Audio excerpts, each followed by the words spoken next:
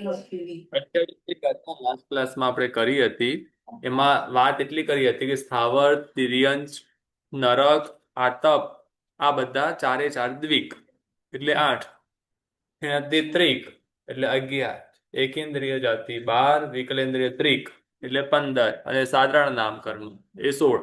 એ 16 પ્રકૃતિનો ક્ષય થાય તો નવમાના બીજા ભાગે પહેલા હતી કેટલી? 138. 138 માંથી 16 નો અંત થતા 122 વધે છે. નવમાના બીજા ભાગે 122, નવમાના પહેલા ભાગ સુધી 138, 8 થી નવમાના પહેલા ભાગ સુધી 138, નવમાના બીજા ભાગે 122 અને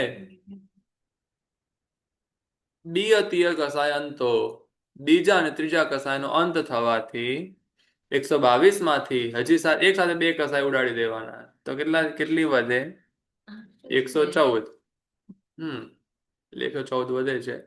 હવે આમાં આપણે જે વાત કરી એ વાત એવી હતી કે પહેલા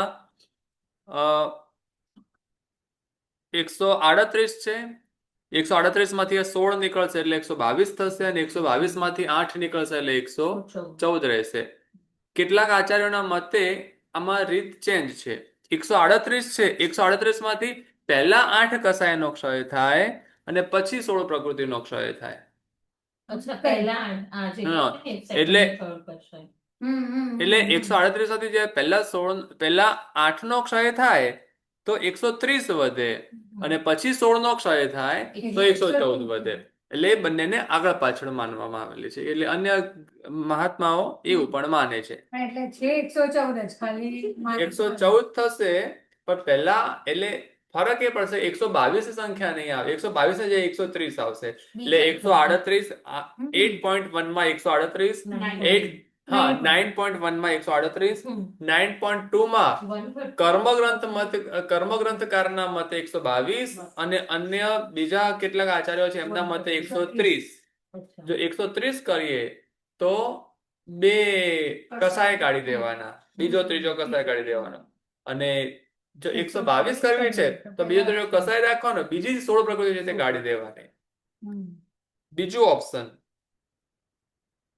એટલે કે એ 130 કરવી છે તો પછી 16 પછી નીકળશે અને પછી 114 થશે. આ જે બીજો ત્રીજો કસાય પછી જે છે એટલે 9.3 માં છે. 114 છે તે 9.3 માં. એટલે 9.2 ના અંતે આ બધું 9.3 માં. એટલે 9.1 માં 138, એ છે જ 9.2 માં 128, અન્ય મતે 122, અન્ય મતે 130, 9.3 માં 114. કોઈ પણ રીત જશે 114 જ થશે. બીજા ભાગમાં જુદું બે મત પ્રમાણે ખાલી અલગ રાખવાનું છે. અલગ અલગ રીત છે. પહેલા નીકળશે તો એ પછી નીકળશે, પહેલા જે પછી નીકળશે તે પહેલા નીકળશે, એમ ચેન્જ થઈ જાય છે.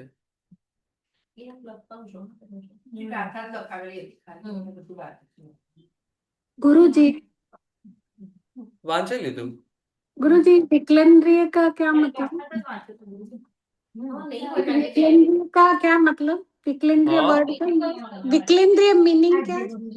विकलेंद्रिय एक मिनट हाँ, क्या पूछ रहा है? विकलेंद्रिय, विकलेंद्रिय का मीनिंग क्या मतलब? विकलेंद्रिय यानी आप पहले कर्मग्रंथ में पहले जाओ, उससे पहले आप जीव विचार पढ़ने जाओ. विकलेंद्रिय का मीनिंग मुझे आता नहीं क्योंकि मैंने वो सब सब्जेक्ट नहीं पढ़े अभी तक. नहीं, इतने डिफिकल्ट सवाल के जवाब में नहीं दे सकता. एकेंद्रिय, बेंद्रिय, तेंद्रिय, चौंद्रिय ये सब आता है, लेकिन ये विकलेंद्रिय वर्ड मीनिंग क्या है?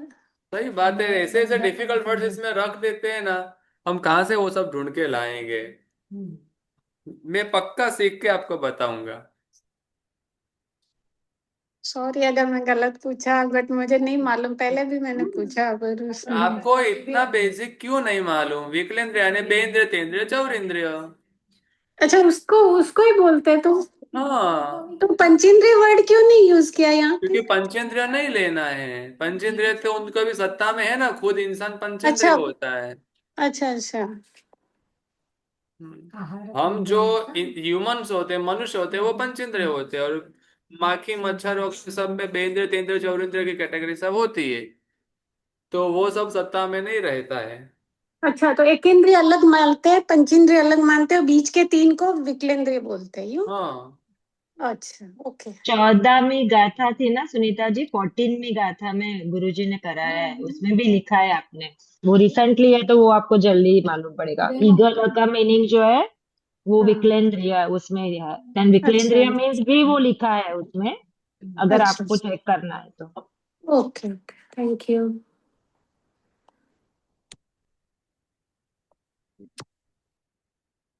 चलो।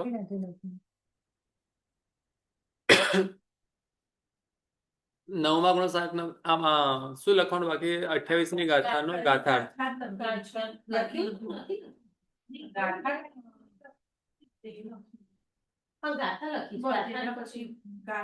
ગાથાર્થ લખો. સ્થાવર દ્વિક,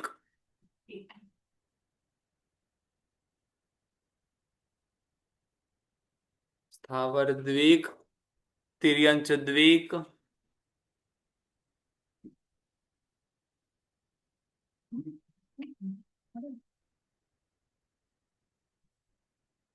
નરક દ્વિક,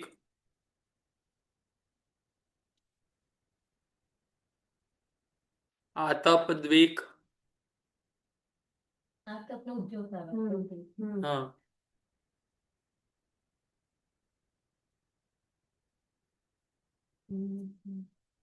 તિણદ્વિત્રિક, પહેલેથી બોલું છું. સ્થાવર દ્વિક, તિર્યંચ દ્વિક, નરક દ્વિક, આતપ દ્વિક, તિણદ્વિત્રિક. એકેન્દ્રિય જાતિ,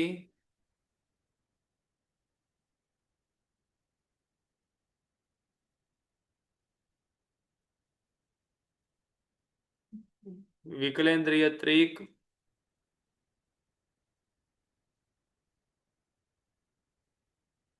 વિકલેન્દ્રિય બોલીએ કે વિકલેન્દ્રિય ત્રિક બોલીએ, સરખું નહીં. એ જ થયું. વિકલેન્દ્રિય બોલ્યો એટલે એ જ થાય. ત્રિક બોલે આપણને ખાલી રિમાઇન્ડર માટે કે આમાં 3 છે.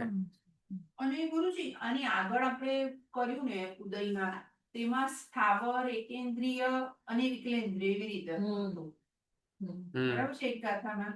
હવે અહીંયા એકેન્દ્રિય જાતિ અને વિકલેન્દ્રિય, તો એટલે વિકલેન્દ્રિય જાતિ ત્રિક જ થયું ને. પણ એટલે પછી એમાં પાછું એકેન્દ્રિય એટલે એકેન્દ્રિય ચતુષ્ક લખી દે તો પણ ચાલે. હા, એટલે આ પૂછું છું. हाँ चाले. एकेंद्रिय और विकलेंद्रिय दोनों इसमें आ ही गया. देखो सुनीता बहन, इसके साथ जाति लिखा और इसके साथ त्रिक लिखा ना, वो मैं वो इसके वही लिए। है, जाति ही है. विकलेंद्र, एकेंद्रिय, बेंद्रिय, तेंद्रिय वो सब जाति ही है ना. हाँ, तो एक के साथ जाति लिखा और इसके साथ त्रिक लिखा, इसके लिए। पहला क्रमण किए हुए बहुत टाइम हो गया है.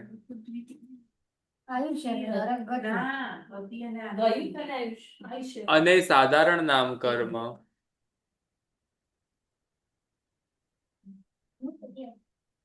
એમ 16 પ્રકૃતિનો ક્ષય થવાથી સાધારણ નામ કર્મ એમ 16 પ્રકૃતિનો ક્ષય થવાથી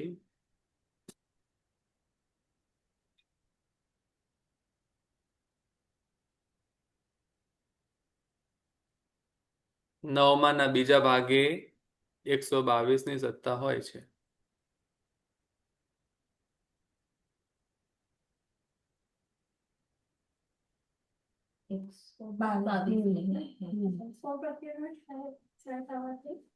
એકસો બાવીસ નવમાના બીજા ભાગે 122 ની સત્તા હોય છે.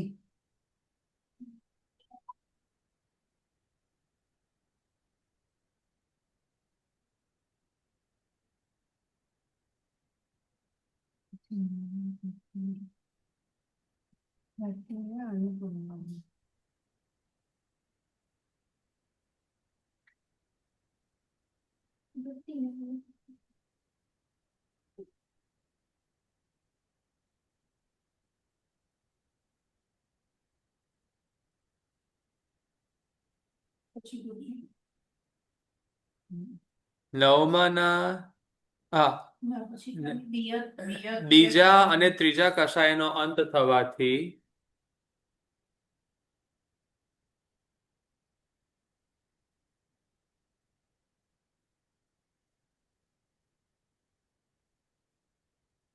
બ્રેકેટમાં લખો ત્રીજા ભાગે 114 ની સત્તા, ત્રીજા ભાગે 114 ની સત્તા એ બ્રેકેટમાં.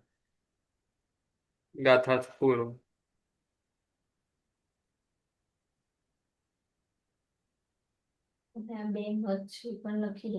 ના પણ એ આપણે વિવેચનમાં લખીએ.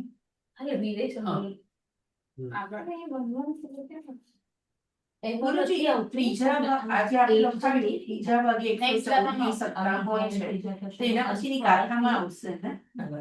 તો ત્યાં પછી એ વાત અધૂરી લાગે એટલે અહીંયા થોડું લખી દઉં બ્રેકેટમાં. તો સાથે હવે નીચે વિવેચનમાં લખો 9.1 માં 138 ની સત્તા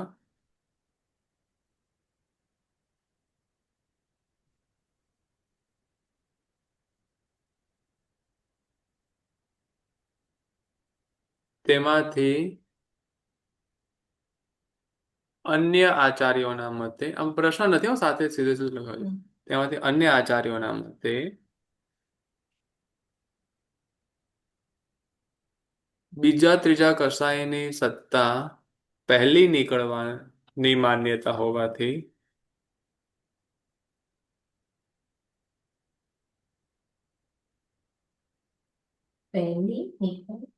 નીકળવાની માન્યતા હોવાથી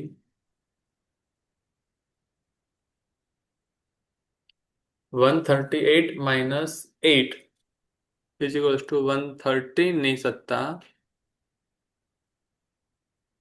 બીજા ભાગે.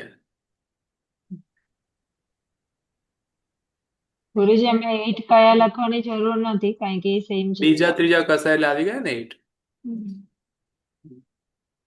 અને બાકી રહેલી સ્થાવર દ્વિક આદિ 16 પ્રકૃતિ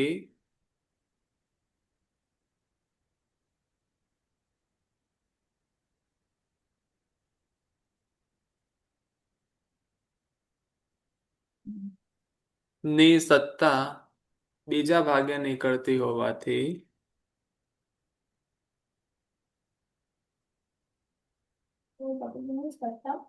બીજા ભાગે નીકળતી હોવાથી એટલે બીજા ભાગે નીકળે તો ત્રીજા ભાગે 114 ની સત્તા મનાય છે. બીજા ભાગે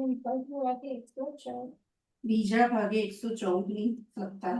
હા, બીજા ભાગે નીકળતી હોવાથી ત્રીજા ભાગે 114 ની સત્તા મનાય છે.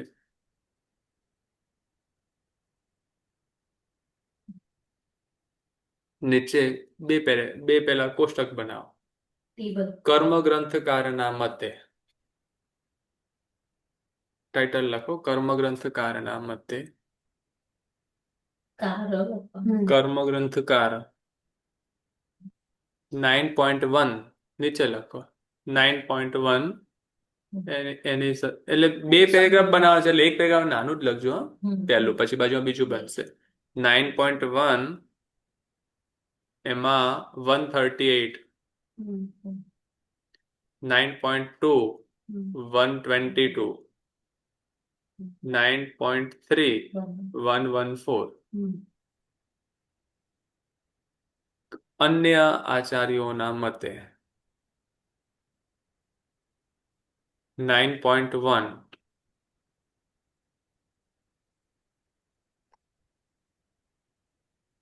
એમાં 138,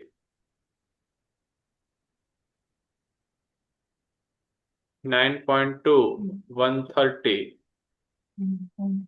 9.3 114.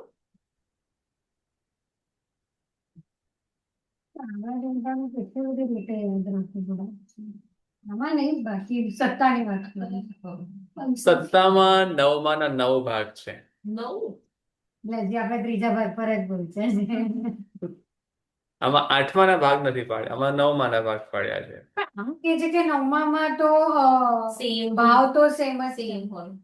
તો સત્તા પણ સેમ ન રહી શકે. નવમામાં ભાવ કે સેમ હોય એટલે આઠમામાં ભાવની ચડ ઉતરતા છે. હા, પણ એમાં કયા સમય કેટલી સત્તા હોય, ભાવ સેમ જ હોય, પણ એમાં બેલેન્સ કયા ટાઈમે કેટલું હોય છે એ જોવાનું છે ને. ના હોય ને. સેમ એટલે કેવી રીતે સેમ? તમારા અને મારા બધાના ભાવ સેમ હોય. આપણા બધાનું પહેલા ભાગ કર્મ જે પ્રમાણે નીકળી રહ્યું છે ને એ પ્રમાણે તેના ભાગ પાડીને બતાવ્યા, એટલે બધા માટે કોમન જ રહે. પણ એમાં અમુક કર્મ મારી પાસે છે ને અમુક કર્મ નથી, તો જે છે એ નીકળશે, જે નથી એ નહીં નીકળે. એટલે મનના તો પછી એ પ્રમાણે હા, પણ કર્મનું લેવલ અલગ અલગ હોય. એટલે ઓલું બેલેન્સ કદાચ સ્ટોકમાં ફરક પડે ભાવ સેમ હોય. અને એ ટાઈમે એની પાસે તે હોય તો જાય, ના હોય તો ન જાય. તો આ પત્તા રમો ને એમાં પેલી ગેમ આવે કે તમારે પેલું પત્તું બોલે તમારી પાસે હોય તો મૂકવાનું, ન હોય તો કઈ નહીં. એટલે એવી રીતે આ હોય તો જાય, ના હોય તો કઈ નહીં એમ.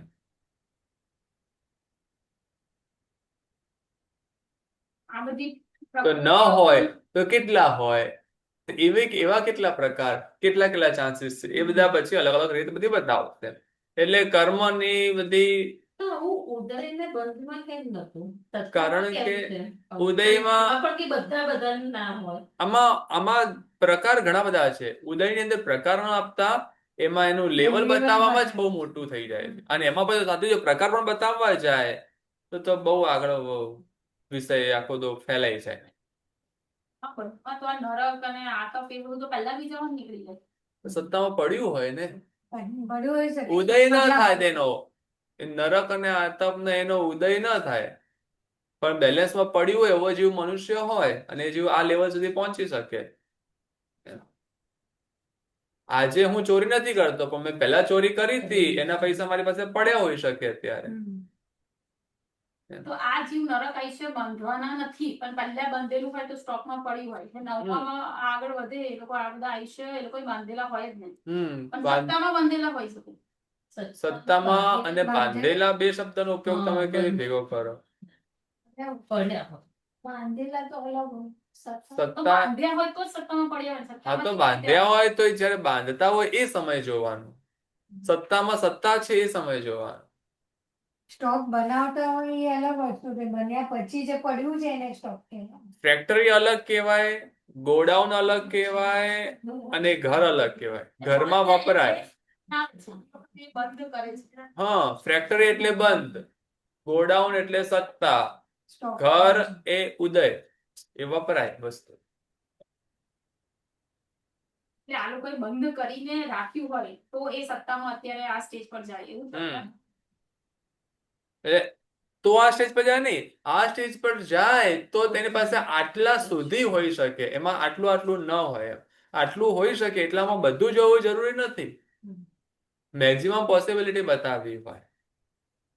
ગોડાઉન ની અંદર કોઈ 2.2 સુધી પહોંચે તો એનું નરક દ્વીપ નીકળી જ ગયું હોય એવું કહી શકો.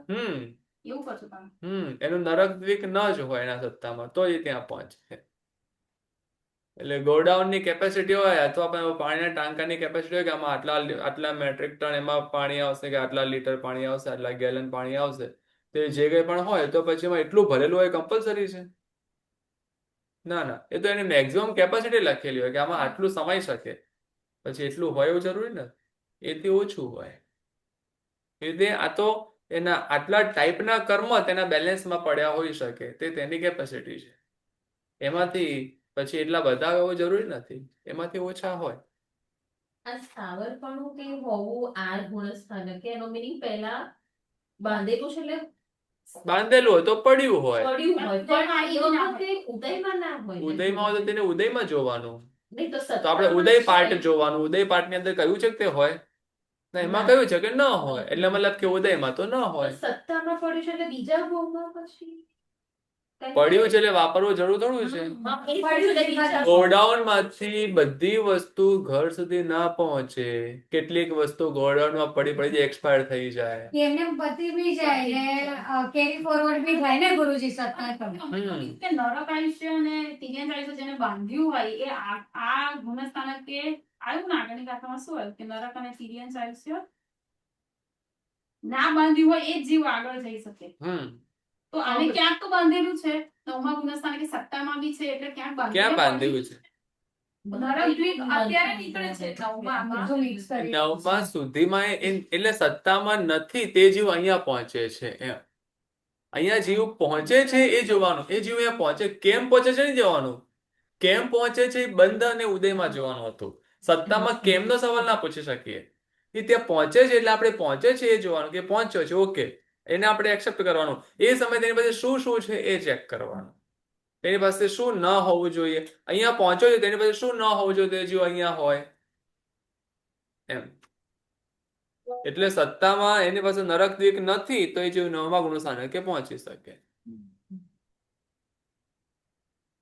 સત્તામાં હોય તો નવમા ગુણસ્થાનકે ન. ટુ પર એ નીકળે એવું નહીં.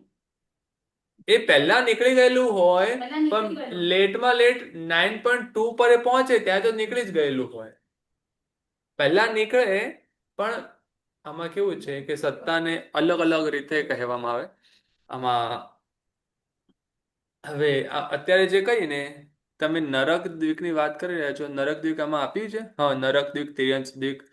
તો નરક ગતિ નરક આનુપૂર્વી. હવે નરક ગતિ અને નરક આનુપૂર્વી છે ને એ કર્મ આયુષ્ય સાથે જોડાયેલા છે. પણ આયુષ્ય નથી. હવે આયુષ્ય નથી તો નરક દ્વીપ નરક આનુપૂર્વી ઉદયમાં આવશે. નરક ગતિ નરક આનુપૂર્વી ઉદયમાં આવશે. ઉદયમાં નહીં આવે પણ આયુષ્ય જીવનમાં એક જ વાર બંધાય. તો ગતિ અને આનુપૂર્વી તો હંમેશા બંધાઈ શકે છે. ક્યારે પણ બંધાઈ શકે. હવે ગતિ અને આનુપૂર્વી બંધાઈ ગયેલી છે આયુષ્ય નથી તો શું થાય? જતી રહે. તમારા પાસે એસી નું રિમોટ છે પણ ઘરે એસી નથી તો શું થાય? No use. તો તમને મન થાય ત્યાં સુધી મારા ઘરે એસી આવશે ને આ રિમોટ વાપરીશ ત્યાં હોપફુલી તમે રાખો. પછી હવે એવી એક સમય એવો આવે કે એનો ટ્રેન્ડ જતો રહે. હવે એવા ટાઈપના એસી જ બંધ થઈ જાય પછી શું કરશો? પછી એ ફેંકી દેશો. તો એ ફેંકવાનો સમય ક્યારે? જ્યારે એવી સ્થિતિ આવે કે હવે આનો ઉપયોગ થવાનો નથી તો એ સત્તામાંથી જ નીકળી જાય. એટલે તિર્યક આયુષ્ય નથી. પણ હા, ગતિ આનુપૂર્વી એટલે એ બધા આવ્યા એવા કર્મ આયુષ્ય પહેલા નીકળી ગયું હતું એટલે પ્રોડક્શન બંધ થઈ ગયું છે. પણ જે પહેલે એનો કોઈક પાર્ટ તમે રાખી મૂક્યો છે તે પછી હવે જ્યારે સમય આવશે ત્યારે તમે જાતે કંટાળીને છોડી દઈએ. તો એ ક્યારે કંટાળીએ? તો એ 9.2 9.1 ત્યાં કંટાળીએ એમ. તો બાકી ગુરુજી કોઈ બી કર્મ સત્તામાં પડ્યું છે તો જ્યારે બી હવે ડાયરેક્ટ સત્તામાંથી નીકળી જઈ શકે છે. એ તો તમે કીધું ડાયરેક્ટ સત્તામાંથી નીકળી જઈ શકે અને કેરી ફોરવર્ડ બી થાય ને આ ભાવનું. એ ભાવ અને ગુણસ્થાનક બંનેને મિક્સ નહીં કરવાના. હવે સમજો કોઈ પણ જીવ ચોથા જ ગુણસ્થાનક છે. હા, હવે સમજો એક્ઝામ્પલ આપણે છીએ તો આપણે ચોથા ગુણસ્થાનક છે મળીને જે બી ગતિમાં જઈએ તો જે સત્તા પડેલી જે છે અત્યારે એ હા, બધી આપણી કેરી ફોરવર્ડ જ થાય ને હા. વર્તનમાં પણ. તમે દુબઈ છો કે દુબઈ તમે ઇન્ડિયા જાઓ તમારી સંપત્તિમાં ફરક પડે? ના પડે ઈ જે એમાં છે શું ઈ ફરક પડે? તો છે એ તો છે જ. તમારી સંપત્તિ તમારી જ છે. નીકળે ત્યારે બી જ્યારે છેલ્લે આપણે અમુક ટાઈપના નીકળે પણ બધા ના નીકળે અને નીકળે એવા બહુ જ ઓછા હોય. કાઉન્ટેબલ. કેટલીક વસ્તુ એવી હોય તમે જ્યારે દુબઈ છોડીને જાઓ તો કેટલીક વસ્તુ એવી છે તમારે અહીંયા છોડીને જવી પડે પણ એવી બહુ ઓછી જ વસ્તુ હોય. એટલે એવું બહુ ઓછા એવા કર્મો હોય જે તમારે જે ભોગવ્યા વિના પણ સત્તામાંથી નીકાળી દેવાના હોય. એટલે જે અનંતા કર્મો બંધાય છે આત્મા પર દરેક સેકન્ડ એટલે અનંતા કર્મો એવા સત્તામાં તો પડ્યા જ છે. અને આવું કેને સમજવાનું કે 148 તો જે પહેલી ગાથામાં કીધું એ છે જ. ઓવરઓલ વ્યૂ છે. સંભવ સત્તા કીધી ને સંભવ સત્તા છે એટલે એટલે આપણી બી આ બધી સત્તામાં સંભવ હોય જ. સત્તા છે. આ બધી સદભાવ સત્તા સદભાવ છે. એટલે પેલી સંભવ છે 148. પોસિબિલિટી છે. તેવું છે કે તમે આજે રિમોટ છે હજી ફેંકવું નથી હજી પાછો ટ્રેન્ડ આવશે તો યુઝ કરી લઈશ અથવા બીજી કોઈ સિસ્ટમમાં લાગી જશે તો એટલે એવી રીતે તમે રાખ્યું છે. એકચ્યુઅલમાં છે જ નહીં. એટલે અહીંયા શરૂઆતના ગુણસ્થાનકોમાં બહુ બધા કર્મ નીકળતા જ નથી. અત્યારે જ એમના 9મા ગુણસ્થાનકે જ વધારે 16 કર્મ નીકળ્યા. હમ સંભવ સત્તા કારણ કે ત્યાં સુધી બધા બહુ પ્રેઝન્ટ રહે સત્તામાં. બેલેન્સ પડ્યું હોય ને. 9મા પછી બેલેન્સ બી ઓછું થતું જાય એવું કંઈ હા, નથી. કેમ કે હવે એનો પ્રોગ્રેસ બહુ બહુ આગળના લેવલ પર પહોંચી ગયો છે. પછી હવે તમે નહીં રાખો એમ.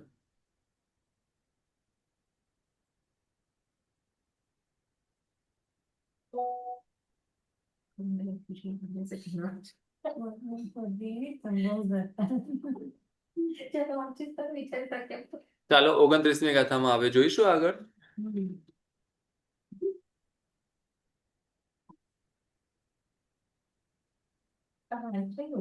કોઈને કઈ સવાલ હોય, ન ફાવે, તમને કઈ જવાબ જોઈતો હોય તો શ્રુતિબેનને પૂછજો. હા, ઓનલાઈન છે આજે. હા,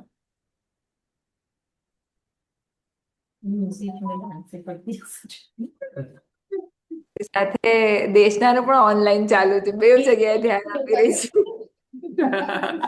ઓનલાઈન ચાલે. એ તમે લેપટોપ અને ટેબ્લેટ બે બાજુ બાજુમાં રાખીને બેઠા છો? ના ના ગુરુજી, એક રૂમ બીજી રૂમ.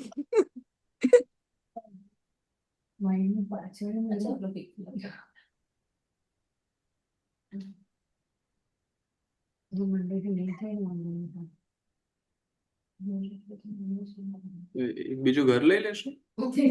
શું તમે એવું કીધું? શું કીધું? અરે સ્કૂલ વાળા એક્ઝામ કેવી રીતે લેવાના ખબર ગુરુજી? પાછળ આખું મોટું મિરર, બે બાજુ મિરર, બરાબર. અને પછી લેપટોપ ની સામે એક્ઝામ લખો. એની માટે મિરર બાય કરાવજો. માત્ર ના આપણે કઈથી કઈ જતો રહે છે અંદર ટેબ્લેટ પોતું જ નહીં યુટ્યુબના શોર્ટ્સ આવતી. અમારે તો આને સમજ જ ન પડે. મને કરવાની ઈચ્છા છે ત્યારે ઈચ્છા બધું જેને ઓછી આવીશ પછી એનું સોલ્યુશન આપું? તમે બાય ના કરવું હોય તો સોલ્યુશન છે. આટલી નાની સાઈઝના મિરર લેવાના, કેમેરાને અહીંયા લગાડી દેવાના. કેમેરામાં લગાય કે છે તમે લખો છો ને એ પાછળ એટલે એક તો પછી પાછળ તમારે એક રાખવું પડે, પણ બાકીના આજુબાજુના નહીં રાખો તો ચાલશે. ખાલી કેમેરાની નજીક આમ લગાવી દે એટલે એમને દેખાય કે છે આટલા આટલા, તો એમને મોટા જ દેખાય.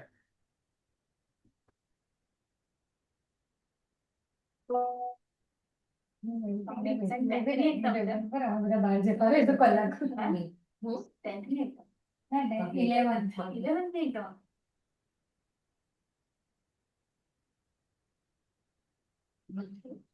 11th ગુરુજી લખ્યું વર્ડિંગમાં ફરક પડી ગયો છે. હા, હવે 5 જ બાકી છે.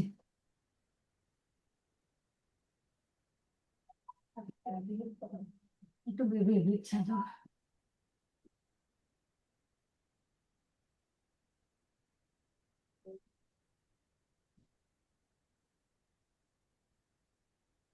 તો ઈયા ઈસુ 14 13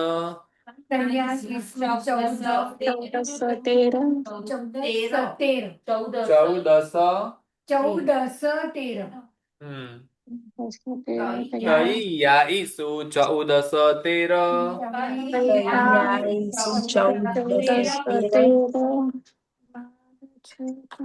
12 6 પણ 14 સય કમસો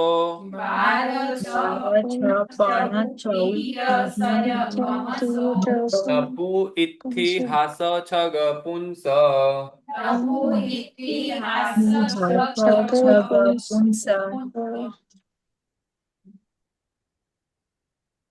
તુર્ય કોહમય માય ખઓ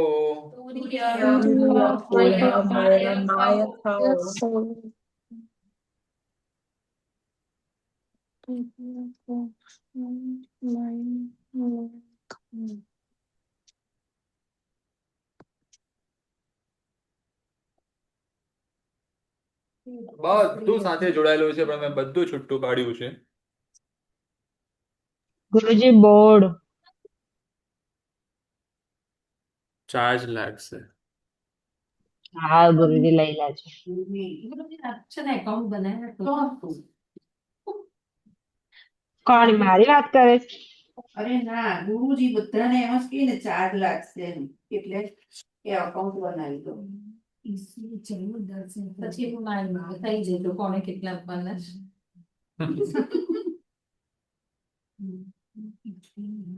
જી હવે રાશિ છ. હાઈએસ્ટ આપીને જ આપવાના છે.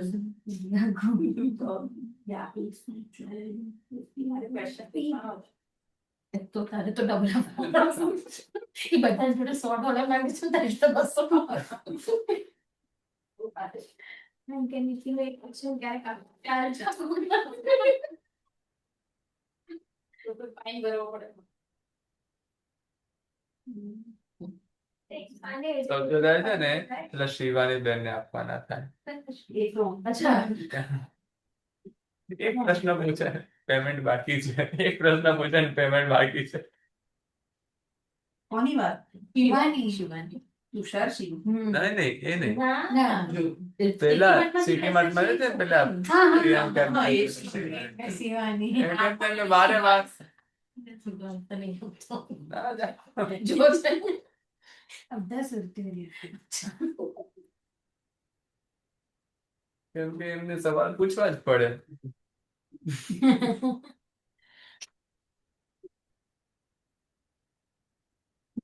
મને તો તુષાર સિંહ.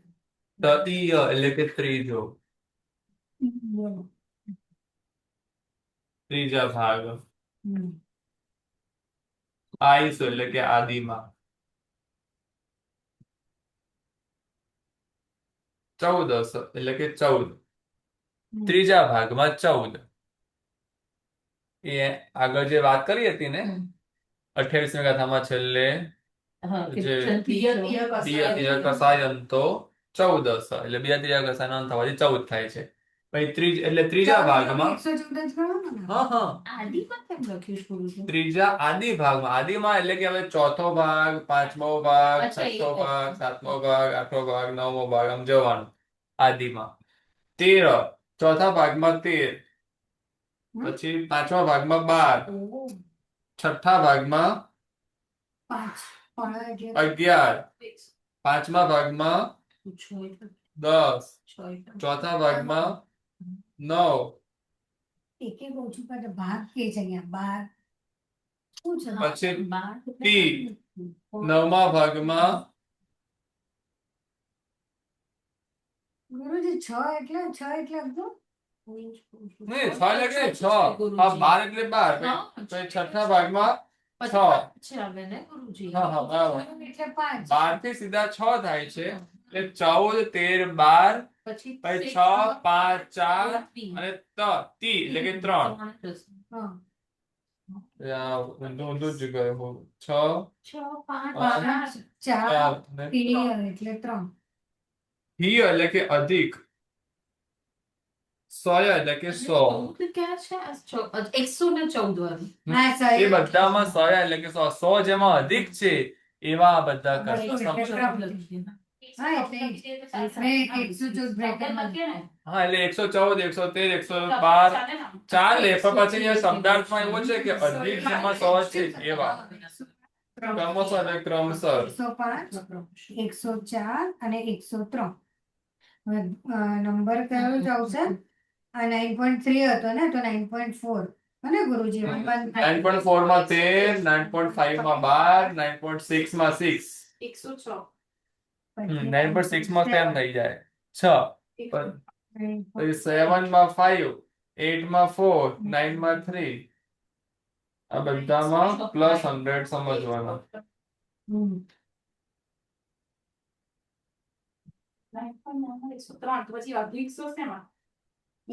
ત્રણ આ બધામાં 100 પ્લસ એટલે 100 3. આ તો ખાલી 3 3 3 5 4 આવું લખ્યું તો આમાં શું છે બધામાં 100 પ્લસ એટલે 103 104 105. 3 જેમાં અધિક છે એવા 100, 7 જેમાં 6 અધિક છે એવા 100 એમ. એટલે તો હવે આમાં કઈ પ્રવૃત્તિઓ નીકળે છે તો કે 13 થાય ને એમાં નપુ સત્વિત નીકળે છે. 113. પછી ઇફી Oh, હા એટલે હવે જે 114 હતી નવમાના ત્રીજા ભાગની, સાંભળો, 113 થઈ. નવમાના ત્રીજા ભાગમાં 114 હતી, હમ. એમાંથી નપુંસક વેદ નીકળશે એટલે 113 થશે. હમ. પછી સ્ત્રી વેદ નીકળશે એટલે 112 થશે. એક મિનિટ હા. અરે ભાઈ ગુરુજીને બોલવા દેવું ને યાર, હું તો બહુ પછી- ખર્ચું છું. 14 માંથી આ ચોથા ભાગે નપુંસક વેદ નીકળ્યો 113. પછી ઇત્થી એટલે સ્ત્રી, સ્ત્રી વેદ નીકળશે એટલે પાંચમા ભાગે. એ 12. 112 આવશે. પછી હાસો છગ એટલે કે હાસ્ય ષટક, છગ એટલે છઠ ને ગુરુજી? ષટક હા, એટલે હાસ્ય ષટક નીકળશે એટલે 12 માંથી 6 જશે એટલે 106. બરાબર ને? હમ. હાસ્યાદિ. હમ. એટલે પછી 106. પુરુષ વેદ નીકળશે. એટલે 105. હમ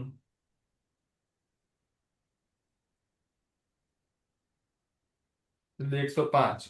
પછી તુરીય કોહ, તુરીય એટલે કે ચોથો, તુર્ય એટલે હા આગળ બી આવ્યું ને તુરીય લોભન. તુરીય કોહ એટલે કે ક્રોધ, ક્રોધ. ચોથો ક્રોધ હમ. એટલે કે સંજોલન ક્રોધ નીકળશે એટલે 104. એટલે 104. અને માયા, મય માયા. એક મિનિટ હા. ના, ઘોટાળો થયો. બરાબર જ છે. બરાબર જ છે. 9 સુધી જવાનું ને ગુરુજી? હા, એટલે ક્યારે છે? હજી બાકી છે મય માયા ક્રોધ. અરે યાર, ક્રોધ. એક મિનિટ ગુરુજી. નવમા ગુણસ્થાનકના આઠમા ભાગે ક્રોધ નીકળશે. ક્રોધ નીકળશે એટલે 104 રહેશે. હમ. નવમા ભાગે માન નીકળશે એટલે 103 રહેશે. અને માયા કેવી રીતે? અને હવે માયા નીકળશે તો શું થશે? હા. તો કે હા, તુરીય એટલે ચોથું સંજોલન, અને માયાનો ક્ષય થશે એ ક્ષય થઈ જશે. માયા ખો ઓકે. એટલે 10મા ગુણસ્થાનકે 102 વધશે. આ લોભ રહેશે. અચ્છા, માયાનો ક્ષય થશે એટલે એટલે અંત ભાગે જાય છે, એ જ ગણવાનું ને ગુરુજી. 10માં. આ નહીં 10મે જશે. આ જો એક નપુંસક વેદ નીકળે છે એટલે 113 ચોથા ભાગે 113 રહે છે, હમ. એટલે ત્રીજા ભાગના અંતે નીકળે છે હમ. એટલે ચોથા ભાગે 113 રહે છે. રહેલી પ્રકૃતિની સંખ્યા અહીંયા લખી. હમ. ચોથા ભાગે 113 છે, પાંચમા ભાગે 12 છે, હમ. તો 13 માંથી કઈ નીકળી? સ્ત્રી વેદ નીકળી. છઠ્ઠા ભાગે 6 છે, તો 12 માંથી કઈ નીકળ્યું? હાસ્ય ષટક નીકળ્યું. સાતમા ભાગે 5 છે, તો એમાંથી પુરુષ વેદ નીકળ્યું, એટલે પુરુષ વેદ નીકળ્યું એટલે 105 થઈ. પછી આઠમા ભાગે 4 છે, તેમાં સંજોલન ક્રોધ નીકળ્યો એટલે 104 થઈ. નવમા ભાગે 103 છે, તો 104 માંથી માન નીકળ્યો એટલે 103 થઈ. અને હવે એમાંથી 10મા ગુણસ્થાનકે માયા નીકળી એટલે 102 થયો. એટલે 10મા ગુણસ્થાનકે સંજોલન લોભ રહેલો હોય, સત્તામાં રહેલો હોય. સત્તામાં બધું તેમાં તેમાં હોય ને. તેમાં તેમાં હતો કદાચ. તેમાં બી તો બંધમાંથી નીકળી જાય. બંધમાંથી. ઉદયમાં હતો. બંધ નહોતો. મારી ભૂખ નથી લાગી. બંધમાંથી એ નીકળી જાય એટલે તેને તે ગુરુજી બંધમાં નથી, બંધમાં નતો. નતો ગુરુજી આ લાસ્ટ લાઈન ફરી કોને નથી ખ્યાલ આવતો? અને આમાં 11 10મા ગુણસ્થાનકે સંજલન લો. એ જે આમાં એ નથી આપ્યું, એ હજી 30મી ગાથામાં આપશે. પણ 10મા ગુણસ્થાનકે સંજ્વલન લોભ સત્તામાં રહે છે, સંજ્વલન માયા નીકળે એટલે 102 પ્રકૃતિ સત્તામાં રહે છે એમ. બરાબર. પણ ગુરુજી આપે આજે તુરીય કોહ એ વાળી જે લાઈન છે ને એકવાર ફરીવાર એક્સપ્લેન કરો ને. 11માં નીકળે છે. તુર્ય એટલે કે ચોથો, ચોથો ક્રોધ માન માયા એમ. સૂર્યનો મતલબ 10માં જ. તુર્ય એટલે ચોથો થાય. ના. ના. અહીંયા એવો અર્થ નથી, અહીંયા તુર્ય એટલે ચોથો સંખ્યા છે. અચ્છા, ઓકે. ઓલામાં બી તો હતું ને તુર્ય લોભન તો. આ એટલે ઉદયમાં. સંસ્કૃતમાં તુર્ય શબ્દ છે અને એનું પ્રાકૃતમાં તુર્ય થાય છે. તુર્ય એટલે ચોથો. હમ. ક્ષય. ખાલી ક્ષય જ નહીં, બીજું હા, એનો ક્ષય થવાથી આ રહે છે. આ પ્રકૃતિનો ક્ષય થવાથી આટલી સંખ્યા વાળી પ્રકૃતિ આટલા ગુણસ્થાનકમાં રહે છે. એટલે ગુરુજી ટોટલ 43 નીકળશે એવું થયું ને આ બધા ગણીએ તો આમાં 9.4 થી લઈને 9.9 સુધીમાં 113 માંથી 43 કેવી રીતે નીકળશે? એ આખો નવમું ગુણસ્થાનક ગણે છે ગુરુજી. નવમું ગુણસ્થાનક ટોટલ કહું છું. હા, આખું 9 ગુણ સાહેબ, એટલે તમે 138 થી ચાલુ કરો તો હા. તો 36 જાય 42 ક્યાંથી? એક મિનિટ ગુરુજી, ના હું ખાલી આ 29 ગાથામાં કેટલી નીકળે છે એની વાત કરું છું. 29 ગાથાની અંદર 1 2 8 9 10 11 પ્રકૃતિ 9મા ગુણસ્થાનક માટેની નીકળે છે 29મી ગાથામાંથી, અને એક માયા છે એ 10મા ગુણસ્થાનક માટે નીકળે છે.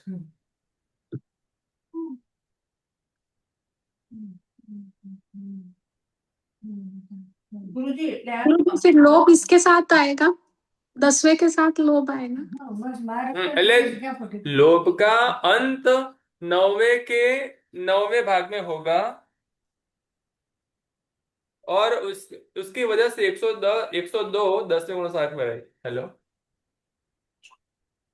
Good morning. બાર જ ને. બાર છેલ્લે પછી ઓલી માયા નીકળે છે ને એ તો For what purpose? છેલ્લે એન્ડમાં નથી આવશે એટલે આગળ માયા આવે તો No, not interference. I am busy. Yes. ગુરુજી 9.4 એક મિનિટ માયા 10th માં નીકળે છે. હા માયા 9.9 માં પણ છેલ્લે નીકળશે, એન્ડમાં નીકળે છે. એટલે 10th માં 102 વધશે. એટલે બાર ગણવાની. અચ્છા. એટલે ગુરુજી આ દરેક પ્રવૃત્તિઓ જે 114 સુધી આપણે જોઈ 14 છે તે આપણા એમાંથી 9.3 નપુંસક વેદ નીકળશે. એટલે ગુરુજી નપુંસક વેદ 9.3 ના અંતિમ ભાગે નીકળે. હા. અંગુલ 4 માં નપુંસક વેદ હતા 113. એટલે ગુરુજી 113 વચ્ચે છે, બહુ એમાં જ અવાજ નપુંસક વેદ આવે. નથી. 314 માંથી બાજુમાં નકશો પે જાય ને 114 માં સ્ટાર્ટિંગમાં 114 ની વાત છે કે જે એની આ વાત છે. છે એ આપણે સંખ્યા એ સંખ્યાની જેમાં જેટલી કહી છે એમાં જે નામ આપ્યું છે ને તે નથી. હા આપણે Sequence માં જે નામ- કીધું હતું હા, ને. સિક્વન્સમાં જેમ જાય એમ એ ગયા પછી ટોટલ કહેલી સંખ્યા રહે. એટલે 9.9 ના સ્ટાર્ટિંગમાં જ માન જતો રહ્યો આ અને એના 9.3 એન્ડમાં માયા ગયો. 9.3 ના એન્ડમાં 114 છે. આ મેં લખ્યું છે ને ચાલી જોઈ બનાવવા પર બાજુમાં કહું છું બાજુમાં. આખું મોટા અક્ષરે ફરીથી લખો આવું. ના જો, ના જો એ મને ખબર પડી. પણ 9.3 ના જો સ્ટાર્ટિંગમાં 114 છે. 9.3 આખું 114. એટલે એના એન્ડમાં 9.3 માં એન્ડમાં નપુંસક વેદ જશે, એટલે 9.4 માં 113 થશે. જો ચાર્મી ખબર પડી ગઈ. દરેકની સામે આવી રીતે અરે લખ્યું. અંદર આટલું બધું ડિસ્કશન નહીં કરો ને કઈ જ સમજણ નથી પડતી. કેટલું બધું ડિસ્કશન કરો છો બધા. સોરી એ લોકો મિચ્છામી અંદર દુક્કડમ, અંદર પણ ગુરુજી નથી ખબર પડતી ઓનલાઈન ક્લાસમાં. એ બોલી લેશે પછી હું ફરીથી બોલી લઈશ. એક તો ઘરે ક્લાસ ચાલતો હોય ત્યાં એટલું બધું બધા વચ્ચે બોલે છે. ગુરુજી છે તો પછી બધા વચ્ચે કેમ બોલો છો આટલું બધી? ગુરુજી એક્સપ્લેન કરશે ને. Okay sorry teacher. જુઓ, આપણે હમણાં વાત કરી કે 28મી ગાથામાં 8 કર્મ નીકળે છે એન્ડમાં, એટલે 9માના ત્રીજા ભાગે 114 કર્મ પ્રકૃતિ સત્તામાં રહે છે.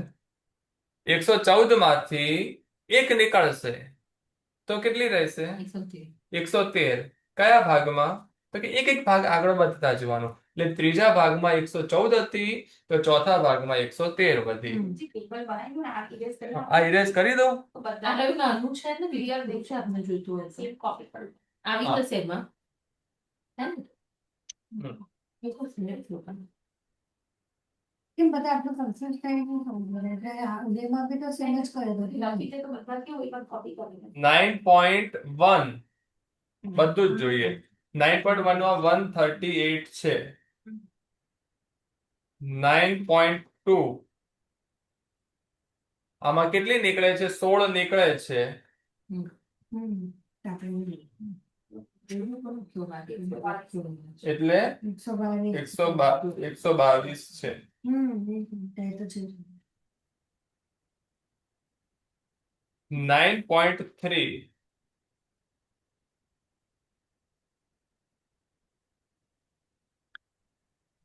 તમને રિફ્લેક્ટ થાય છે. હા, 9.3. હવે આમાં 8 નીકળે છે. એટલે 8 નીકળે છે એટલે 114 છે. આ જે નીકળે છે લખ્યું છે ને એ ક્યાં નીકળે છે? તો કે એ નીકળે છે એટલે 9.3 માં 114 છે. બરાબર?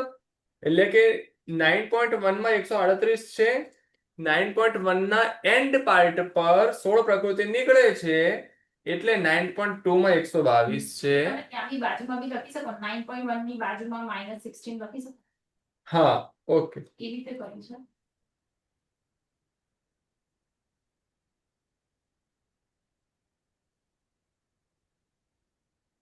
-16 નીચે 122 છે. -8 બ્રેકેટમાં લખી દો. ગુરુજી એ થોડી 16 આવશે હા 16 ના ઉપર ગયું એટલે હા. એટલે 114. 9.1 બેનું લખવાનું રહી ગયું હવે એટલે. બધા જોડેનું ઉપર લખ્યું છે. એટલે અહીંયા થશે 114 -1 -1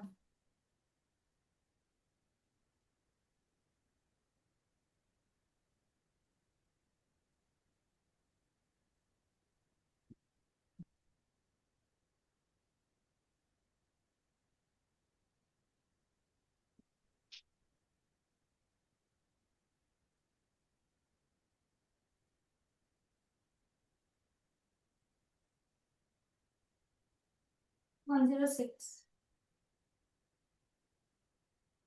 ગુરુજી એમાં 6 નીકળશે આમાં 1 નીકળશે એટલે 105 આવશે.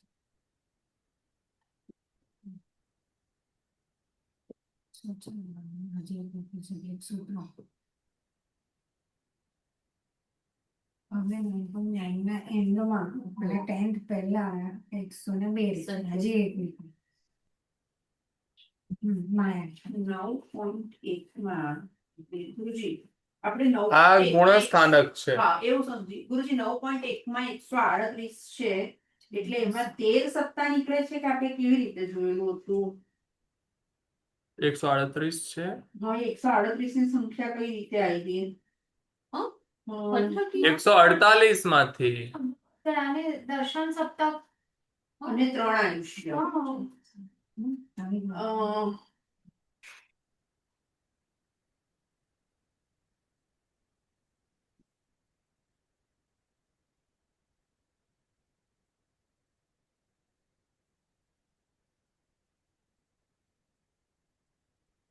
ગુરુજી એક મિનિટ ફરીથી જુઓ ગુરુજી આપણે આગળની 27મી ગાથાનો જે ગાથાર્થ લખ્યો છે ને એમાં આપણે એવું લખ્યું છે કે ક્ષપક શ્રેણી માંડનાર જે જીવ છે એને આશ્રયને 3 આયુષ્ય નીકળે એટલે 145 રહે 4 થી 7 ગુણસ્થાનમાં અને તેમાંથી દર્શન સપ્તક વિના 138 ની સત્તા પણ હોય છે એટલે એ 138 8મા ગુણસ્થાનકે પણ 138 જ છે અને 9માના પહેલા ભાગે પણ 138 જ છે. 9માના પહેલા ભાગ કોઈ સત્તા જતી નથી. 9માના પહેલા ભાગ સુધી 138 કહી છે. અચ્છા એટલે 7માના અંતથી લઈને 9માના પહેલા ભાગ સુધી 138 ની સત્તા છે. બરાબર છે? 4 થી 7 ગુણસ્થાનો ચોથા થી 9.1 સુધી ને. અને જેમણે દર્શન સપ્તકનો ક્ષય કર્યો છે એવા ક્ષયિક સંકેતીને તો ચોથાથી કેટલી સત્તા 141 ની સત્તા કહી છે. હા બરાબર છે. તો દર્શન સપ્તકનો ક્ષય થયો તો 141 અને પછી એટલે 141 વાળો પણ જો એ શ્રેણી માંડે તો પાછી એની 3 પ્રકૃતિની સત્તાઓમાંથી નીકળી જશે 3 આયુષ્ય સત્તામાંથી નીકળી જશે તો પણ તેને 138 થશે. એટલે 100 એટલે ચોથેથી 7મા સુધીમાં 145 અથવા 141 એમ બે ઓપ્શન નીકળે. અને પછી 8મા અને 9માના પહેલા ભાગ સુધી 138 ની સત્તા કહેવાય. એ બંને માટે. સ્થાનકમાં આયુષ્યનું એટલે અબદ્ધ આયુષ્ય વાળો જે જીવ છે તેના 3 આયુષ્ય નીકળી જાય છે. 3 આયુષ્ય અને 4 થી 7 પૂર્ણ સ્થાનકમાં. તો ત્યાં પણ તેના 138 થઈ ગઈ ને. દર્શન સપ્તક નથી. હા, દર્શન સપ્તકનો ક્ષય થઈ ગયો, એક ક્ષયિક સંકેતી છે અને અબદ્ધ આયુષ્ય છે. તો ચોથા ગુણસ્થાનકથી 9.1 સુધી 138 જ રહેશે.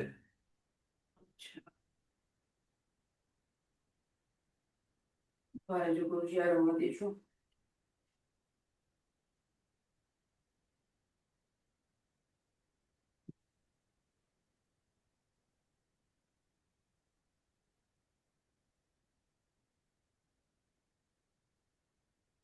નાઇન પોઈન્ટ વનમાં 138 છે.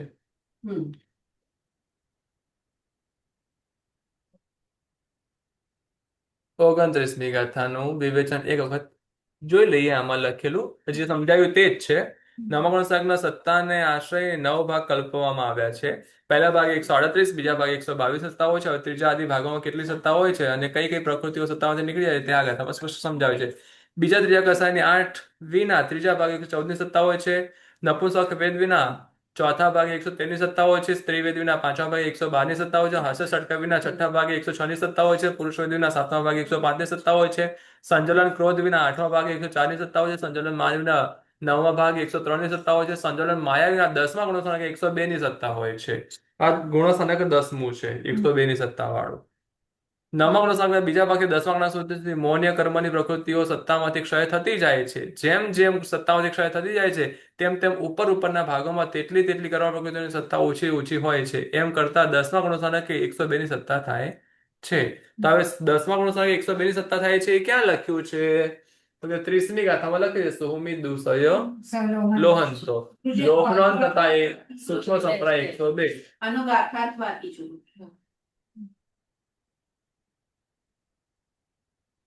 હા,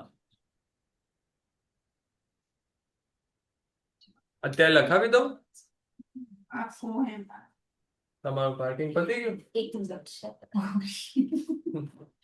તો જલ્દી 1 મિનિટમાં લખી લો.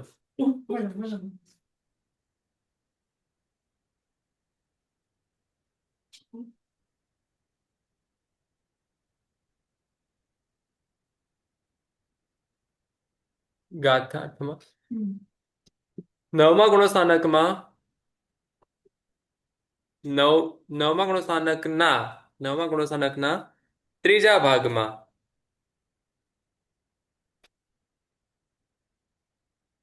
નપુંસક વેદ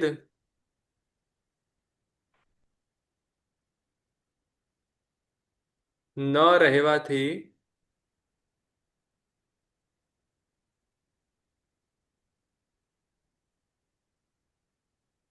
નહીં, નવમા ગુણસ્થાનક ત્રીજા ભાગમાં 114 નપુંસક વેદ ન રહેવાથી નહીં, ખાલી 114 અને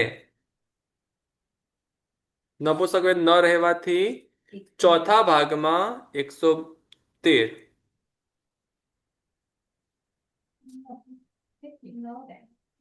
ચોથા ભાગમાં 113. સ્ત્રીવેદ ન રહેવાથી પાંચમા ભાગમાં 112.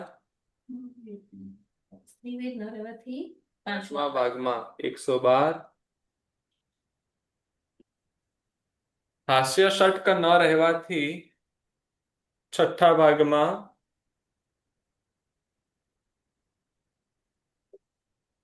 106. પુરુષ વેદ ન રહેવાથી સાતમા ભાગમાં 105.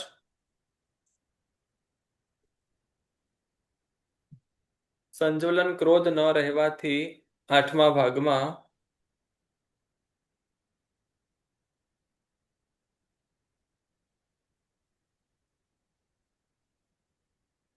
104.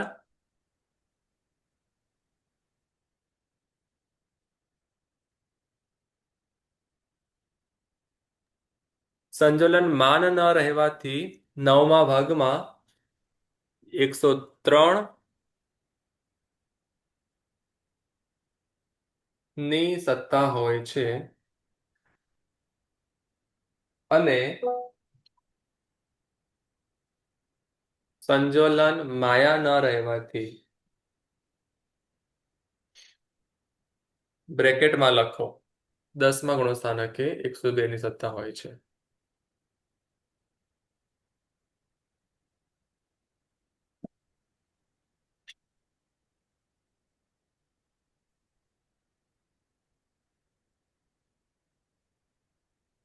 પાઠ પૂર્ણ કરીશું. સૌ સાથે મળીને સર્વમંગલ બોલીશું.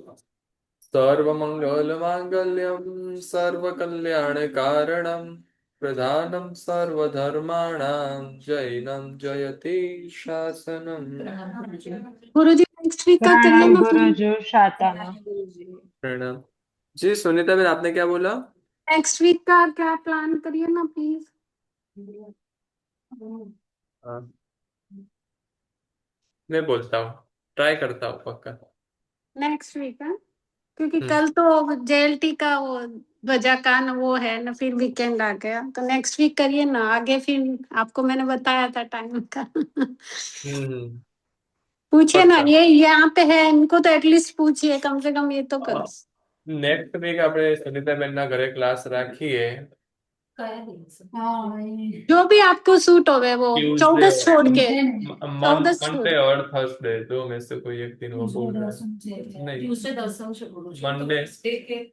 સ્કૂલ ચાલુ થશે તો થર્સડે નું આપણે રાખો ગુરુજી. हम अभी हाँ. थर्सडे का भी हम 99% सोचते हैं. ठीक है, ठीक है गुरुजी, પછી બહુ અવાજ આવે. ठीक है. अभी थर्सडे का सोचते हैं, हाँ बताइए बताइए, फिर जैसे भी फाइनल करनी हम होगा. हाँ थोड़े दिन से पहले कर लेंगे. हाँ, बस 14 नहीं होवे वो आप देख लीजिए बस. ठीक है, ફ્રાઈડે ओके ચાલુ. गुरुजी. और सबको आमंत्रण है, सब आवे कम से कम, एटलीस्ट ये लोग तो सब आवे. मेरे को बहुत इच्छा है सबको बुलाने की. आएंगे आएंगे.